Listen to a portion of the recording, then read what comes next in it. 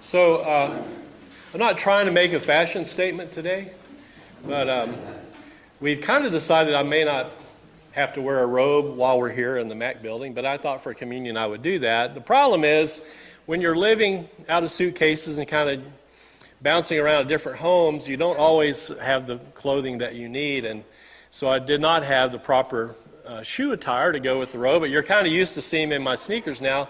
But the problem is I only had white socks, so I want you to know, wear white socks, tennis shoes with my robe.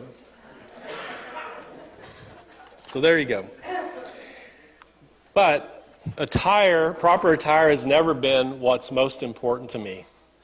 And that's my question for you today is, what is the most important thing in your life? Is it your faith? Is it your family? Is it your health? Or maybe your job or happiness? Is it the Colts? Or the Pacers? Right? Whatever. Philosophers have been trying to answer that question for a long, long time. What is the most important thing in life? And one contemporary unnamed philosopher said, the most important thing in life is to be yourself, unless you can be Batman. Always be Batman. I mean, who wouldn't want to be Batman if they had a choice? Well, what about education? Is that the most important thing in life? Another anonymous person disagreed that education is the most important thing in life, saying, education is important, but big biceps are importanter. Yeah, I do. I've got big biceps, right? Everyone has a different take on what is truly important in life. And as Christians, we should be interested in what Jesus said about this, although we don't always have the discipline to live according to what he said, but we try. So one day, as the story you heard, a scribe or a religious lawyer overheard Jesus doing very well at answering some very difficult questions, such as, is it lawful to pay taxes to the emperor or Caesar? And in the resurrection, whose wife will a woman be who had been married to 7 brothers and had outlived them all? Do you think Jesus ever got tired of people trying to trick him with ridiculous questions? Anyway, this particular scribe thought, this guy's good at answering questions, so I've got a really good one. I've got a doozy. It was a question that had perplexed the Jewish religious authorities for a very long time, which is, which commandment summarizes the others? Obviously, it seems to me like they were looking for something so short and pithy that they could put on a bumper sticker, or in their case, the tail end of a donkey or a camel, right? They wanted it something they could remember. What is the number one, what is the most important commandment? How do you summarize the commandments? Which is, in the way the scribe put it, is, which commandment is the first of all? And this is a good question because we know the Jewish faith had produced many commandments by the time of Jesus. If you go forward just a few centuries, we know that there were 613 commandments that every good Jewish person had to know. Can you imagine? Can you just imagine what elementary school must have been for those kids? Okay, kids, we have 613 commandments that we have to memorize this year. So of all those commandments, Jesus, which one is first of all? That is, which one is the most important? Well, Jesus decided to hedge his bets a little bit. He would not just give just one commandment. He would give 2. The first one he gives is a no-brainer. It was a no-brainer. In fact, the scribe knew this was the pat answer that every religious authority understood. And so he was merely testing Jesus' rabbinical skills as a good teacher. And Jesus passed the test with flying colors. Every learned Jew knew that the Shema from Deuteronomy 6 is the best answer to that question, which is the first commandment. Now, the Shema itself is not a commandment. It is really just a theological statement, but a very important one. Hear, O Israel, the Lord our God, the Lord is not two or three or four, one. This was big. This is a defense of monotheism, which is the notion that there is just one God. And that's something that distinguished Judaism from other religions in the ancient world, because most of the other religions were polytheistic. They believed in more than one God, many gods.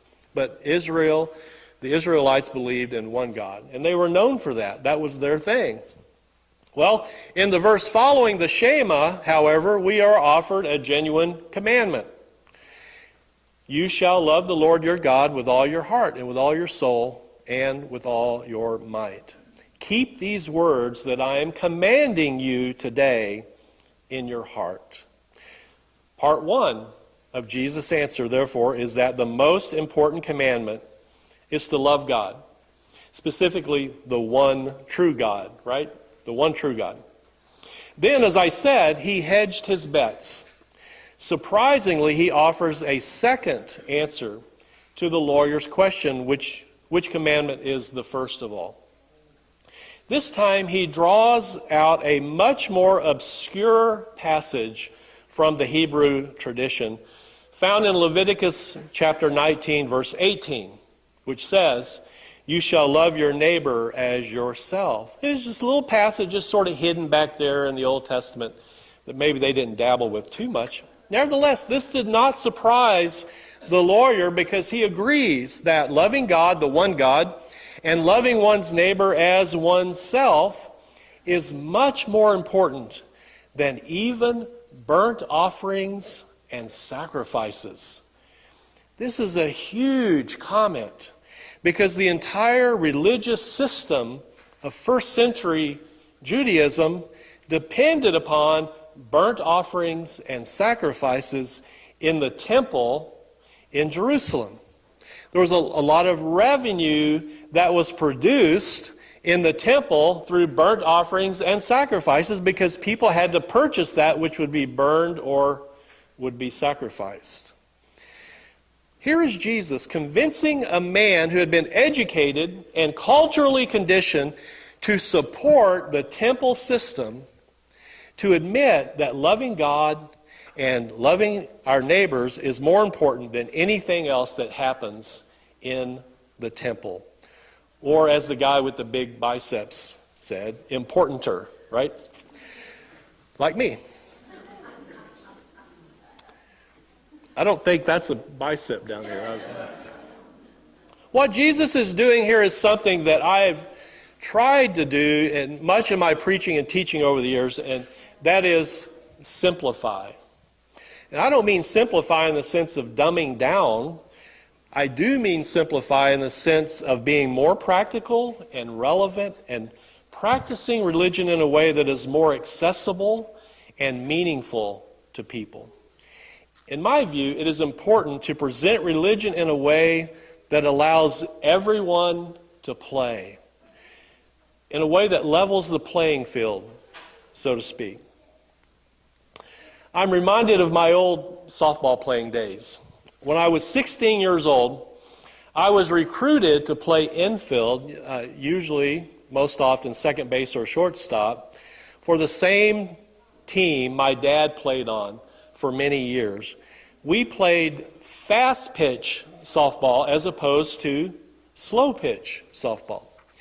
Now, by the time I stopped playing regularly in 1985, so I could go back to school full time, fast pitch softball had almost died out among the men, not the women, but among the men, because there were fewer and fewer men who grew up learning how to throw or pitch underhanded. This is one reason slow pitch became more important or more popular, because almost anyone can pitch in slow pitch softball, but hardly anybody could pitch in fast pitch. So that's one reason it became more popular. The biggest reason, however, that slow pitch softball became more popular is that it's easier to play. At least from the perspective of a hitter, it's easier. Slow pitch allows more people the opportunity to play. Therefore, it levels the playing field. And that's what Jesus and the lawyer are doing in the gospel story today. They have come up with a way that allows more people to play, more people to participate, and to be a part of the faith tradition. They have eliminated fast-pitch religion, which is so difficult that much of the time we strike out. And they replaced that with slow-pitch religion, which allows us to be more successful. And by the way, not to stretch this analogy too far, but there is more action in slow-pitch softball because the ball is in play much more often. And I have to tell you, as a shortstop, playing slow-pitch softball later on, when I would play on a church team, it was a lot more fun to be out in the field because the balls are coming at you left and right. By focusing on what is most important, loving God and loving neighbor, the formerly complex and inaccessible to the common person religion is now something anyone can do. We may not be able to offer sacrifices and burnt offerings in Jerusalem. Heck, most of us we don't live anywhere near Jerusalem. We can't do that. But we can love God with all of our heart, soul, strength, and mind, and we can treat our neighbor as we would want them to treat us. We can love them the way that we love ourselves. That's more important anyway. That's what's important.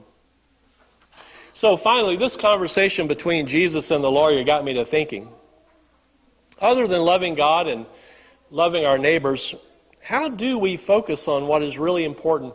Not maybe just in religion, but in life in general. How do we do that? We are bombarded with so many competing things on a daily basis. How do we sort through all of that and find a more minimalistic or simplistic approach to life that helps us do what needs to be done and ignore the distractions that keep us from doing what really needs to be done? I'm going to give you a quick list. Number one, eliminate multitasking. How many of you are multitaskers? Stop that. Don't do that anymore. Because doing too many things at once is a quality killer. It's a quality killer. Number two, identify what is essential in your life. What is essential for you to live a fulfilled life? Number three, identify what distracts you from those essentials. What is it that gets in the way, keeps popping up? Number four, eliminate bad habits and nurture good habits. Number five, learn to say no. Learn to say no. And then finally, number six, set priorities. Set priorities. For Jesus and the lawyer who were on the same page in terms of that which is most important, loving God and loving neighbor are essential to our faith, good habits to nurture, and should be our priority.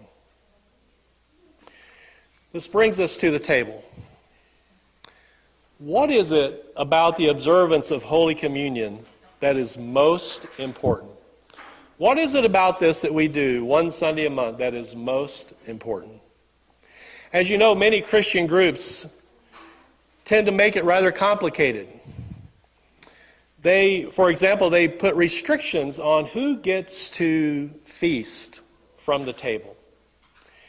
If you aren't old enough, you can't be here. If you don't have the right theological perspective, you should stay away from it. If you don't belong to our group and you don't have the membership card for our group, then you're not allowed. If you haven't repented adequately enough for your sins, you're therefore unworthy to be at this table. These are some of the restrictions people have met at the table of Christ.